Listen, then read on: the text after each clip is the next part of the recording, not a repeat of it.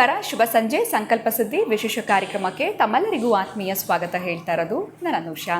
ಮೇ 31ನೇ ತಾರೀಕು ಕುಬೇರ ಸಭೆ ಕಾರ್ಯಕ್ರಮ ನಡೀತಾ ಇದೆ. ಇವತ್ತಿಂದ ಇನ್ನು ಒಂದು ವಾರನೇ ಉಳಿದಿರುವಂಥದ್ದು. ಸೊ ಇನ್ನೂ ಕೂಡ ನೀವು ಹೆಸರುಗಳನ್ನ ನೋಂದಾಯಿಸ್ಕೊಂಡಿಲ್ಲ ಅಂತಂದರೆ ಆದಷ್ಟು ಬೇಗ ಸ್ಕ್ರೀನ್ ಮೇಲೆ ಬರ್ತಿರುವಂಥ ಸಂಖ್ಯೆಗಳಿಗೆ ಕಾಲ್ ಮಾಡಿ.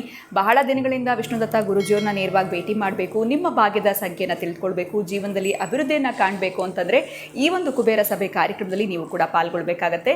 ಇನ್ನು ಕಾರ್ಯಕ್ರಮದಲ್ಲಿ ನಮ್ಮ ಜೊತೆಲಿದ್ದಾರೆ ಸ್ಪಿರಿಚುವಲ್ ಗುರು ಡಾಕ್ಟರ್ ವಿಷ್ಣುದತ್ತ ಗುರುಜಿಯವರು. ನಮಸ್ತೆ ಗುರುಗಳೇ, ಕಾರ್ಯಕ್ರಮಕ್ಕೆ ಭಕ್ತಿಯ ಸ್ವಾಗತ.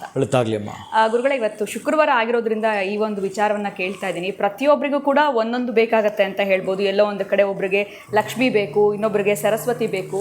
ಮನೆ ಅಂತಂದಮೇಲೆ ಮಕ್ಕಳಿಗೆ ವಿದ್ಯೆ ಕುರಿತಾಗಬೇಕಾಗತ್ತೆ, ಅಥವಾ ಹೆಣ್ಣು ಮಕ್ಕಳಿಗೆ ಲಕ್ಷ್ಮಿ, ಯಜಮಾನರಿಗೆ ಕೆಲಸದ ವಿಚಾರವಾಗಿ. ಸೊ ಪ್ರತಿಯೊಬ್ಬರಿಗೂ ಪ್ರತಿಯೊಂದು ಬೇಕಾಗತ್ತೆ. ಅದು ಅವ್ರಿಗೆ ಆ ಏಜಲ್ಲಿ ಒಂದೊಂದು ಅವಶ್ಯಕತೆಗಳಿರುತ್ತೆ ಅಂತ ಹೇಳ್ಬೋದು.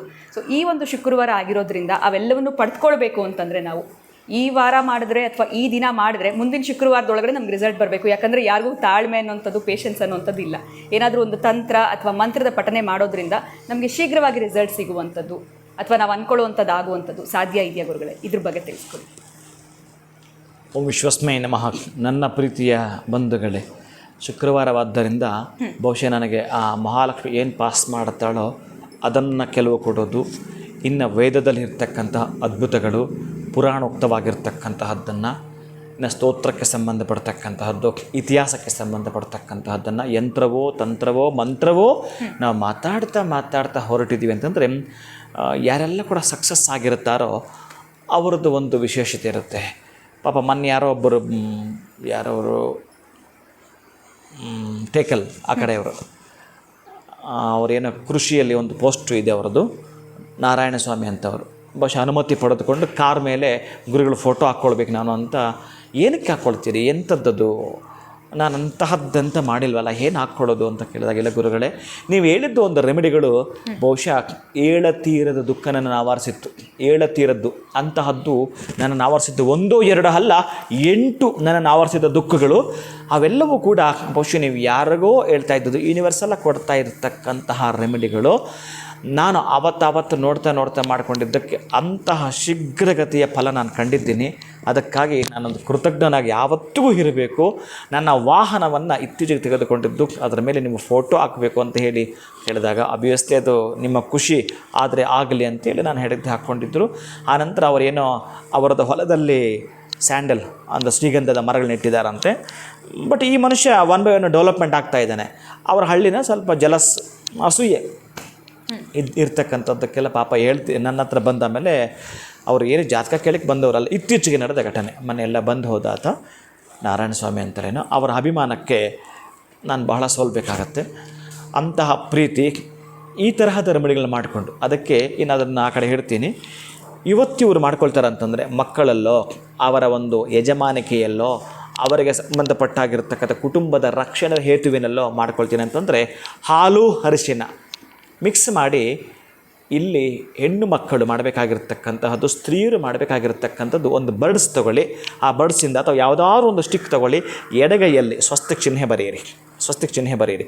ಮತ್ತು ಆ ಎಡಗೈಯಿಂದ ಬಲಗೈ ಸ್ವಸ್ತಿಕ್ ಚಿಹ್ನೆ ಬರೆಯಿರಿ.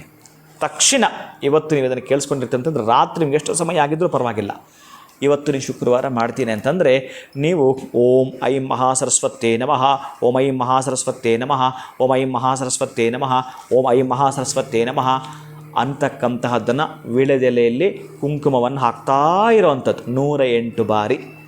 ಬಹುಶಃ 3 ರಿಂದ 4 ನಿಮಿಷವನ್ನು ಲೆಕ್ಕ ಇಟ್ಕೊಂಡ್ರೂ ಕೂಡ 4 ನಿಮಿಷಕ್ಕೆ ಆಗೋಷ್ಟು ಕರೆಕ್ಟಾಗಿ ಓಂ ಐಂ ಮಹಾಸರಸ್ವತೇ ನಮಃ ಅನ್ನೋದನ್ನೇ ಮಾಡಿ ಮಕ್ಕಳನ್ನು ತಿಳ್ಕೊಂಡು, ನನ್ನ ಮಕ್ಕಳಿಗೆ ಜ್ಞಾನ ಬೇಕು, ವಿದ್ಯೆ ಬೇಕು, ಬುದ್ಧಿ ಬೇಕು, ಕರುಣಿಸ್ಕೊಡು ಅಂತೇಳಿ ನೀವು ಪ್ರೀತಿಯಿಂದ ಮಾಡುವಂಥದ್ದು. ನಿಮ್ಮಷ್ಟೇ ಪ್ರೀತಿಯನ್ನು, ನಿಮ್ಮಷ್ಟೇ ವಾತ್ಸಲ್ಯವನ್ನು, ನಿಮ್ಮಷ್ಟೇ ಸಹೃದಯದ ಕರುಣೆಯನ್ನು ನಿಮ್ಮ ಮಕ್ಕಳ ಮೇಲೆ ಇನ್ಯಾರು ಇಟ್ಕೊಳ್ತಾರೆ ಹೇಳಿ? ಯಾರೂ ಇಲ್ಲ. ಹಾಗಾಗಿ ನೀವೇ ಅದನ್ನು ಮಾಡಬೇಕು. ಅಂತಹ ಪ್ರೀತಿಯಿಂದ ನೀವು ಮಾಡ್ತಾ ಬನ್ನಿ. ಐಂ ಮಹಾಸರಸ್ವತಿ ನಮಃ ಅಂತಕ್ಕಂತಹದ್ದು. ಮತ್ತು ಅದೇ ಕುಂಕುಮಕ್ಕೆ ಮತ್ತೆ ಓಂ ಶ್ರೀಂ ಮಹಾಲಕ್ಷ್ಮೀ ನಮಃ, ಓಂ ಶ್ರೀಂ ಮಹಾಲಕ್ಷ್ಮೀ ನಮಃ, ಒಂದೇ ಬೀಜಾಕ್ಷರ ಓಂ ಶ್ರೀಂ ಮಹಾಲಕ್ಷ್ಮೀ ನಮಃ ಅನ್ನೋದನ್ನು ಕುಂಕುಮಾರ್ಚನೆ ಮಾಡ್ತಾ ಇದ್ದೀರಿ. ನಿಮ್ಮ ಡೆವಲಪ್ಮೆಂಟ್ ಈ ಒಂದು ಫ್ರೈಡೆಯಿಂದ ನೆಕ್ಸ್ಟ್ ಫ್ರೈಡೆ ಒಳಗಡೆ ಚೆಕ್ ಮಾಡ್ತೀರಿ. ನೆಕ್ಸ್ಟು ನಿಮ್ಮ ಪತಿದೇವರು, ನಿಮ್ಮ ಮನೆಗೆ ಸಂಬಂಧಪಟ್ಟ ಕುಟುಂಬದ ರಕ್ಷಣೆ ಹೇತು ಯಾರಾಗಿರ್ತಕ್ಕಂಥದ್ದು, ಅಂತಹ ರಕ್ಷಣೆ ಮಾಡತಕ್ಕಂಥ ರಕ್ಷಾ ಕವಚವಾಗಿ ನಿಮಗಿರಬೇಕಾದರೆ ಇವತ್ತು ಓಂ ಹ್ರೀಂ ದುರ್ಗಾಯೇ ನಮಃ, ಓಂ ಹ್ರೀಂ ದುರ್ಗಾಯೇ ನಮಃ, ಓಂ ಹ್ರೀಂ ದುರ್ಗಾಯೇ ನಮಃ, ಶ್ರೀಂ ಮಹಾಲಕ್ಷ್ಮೀದು, ಹ್ರೀಂ ದುರ್ಗಾದೇವಿದ್ದು, ಓ ಐಂ ಸರಸ್ವತಿಯದ್ದು. ಇಷ್ಟು 108 ನೀವು ಮಾಡಿದ್ದೀರಿ. ಈ ಕುಂಕುಮವನ್ನು ಹಣೆಗಿಟ್ಕೊಳ್ಳಿ. ಮಕ್ಕಳಿಗೆ ಶಾಲೆಗೆ ಹೋಗಬೇಕಾದ್ರೆ ಹಣೆಗಿಡಿ, ನಿಮ್ಮ ಮನೆಯವರೆಗೂ ಹಣೆಗಿಡಿ.